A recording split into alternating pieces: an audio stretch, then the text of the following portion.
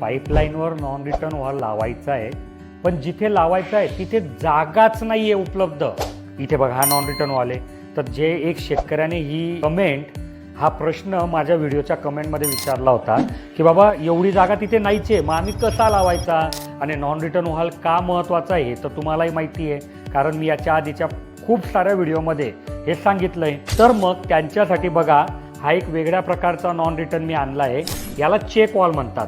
की बघा मोटरचं पाणी आलं तर हे त्याने जाऊ दिलं पुढे, पण उलटं पाणी आलं तर इथे अडवून घेतलं. इथे एक प्लेट आहे. तर हा जो नॉन रिटर्न वॉल आहे हा कसा लावायचा तर 2 फ्लॅंज घ्यायच्या आणि त्याच्यामध्ये याला फिट करायचं. तुम्ही जसे नटबोल्ट टाईट केले तर हा टाईट होऊन जातो.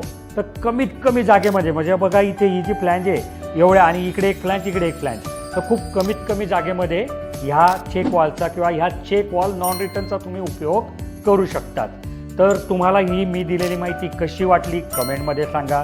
आणि तुम्ही तुमच्या शेतात कोणता नॉन रिटर्न वॉल वापरतात, प्लॅस्टिकचा वापरतात की लोखंडाचा वापरतात, मला कमेंटमध्ये सांगा. धन्यवाद.